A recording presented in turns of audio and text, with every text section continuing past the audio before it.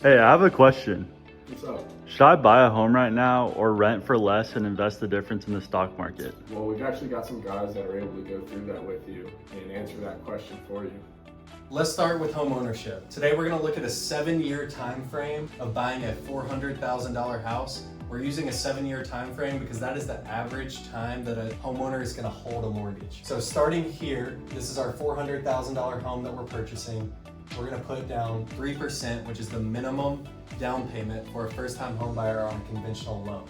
After putting that $12,000 down, that's going to leave us a loan amount of $388,000. At a 6.5% interest rate, that total principal and interest payment is $2,452 a month.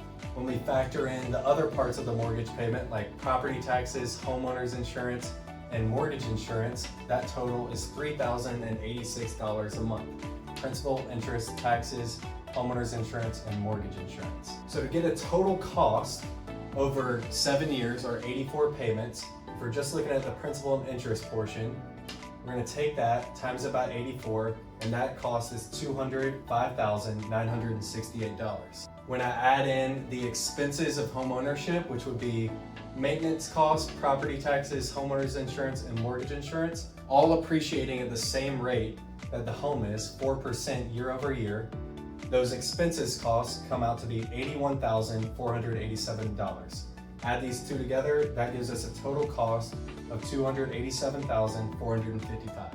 Now, because we're owning, there are benefits, such as the equity that we're going to receive through principal payoff and home appreciation.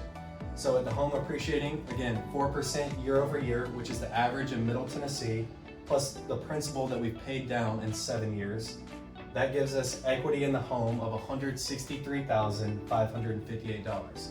Subtract that out from the cost, and that leaves us a true cost of owning of $123,897 over 7 years. Now let's go look at renting. So now let's look at renting plus investing the difference in the stock market. For this scenario, we have $2,400 per month in rent, which is going to be a comparable rent value for what we're purchasing, which was that $400,000 home, at a 2% annual increase in that rent as we go throughout the 7 years. What we also have is $12,000, the same amount of down payment, but instead we start this invested in the S&P 500 with a 10% average return on that investment year over year for 7 years. So what that comes out to be is, after that 7 year, rent costs $214,107, 84 payments. And then if you invest the $12,000 at that 10%, with the difference in our mortgage payment,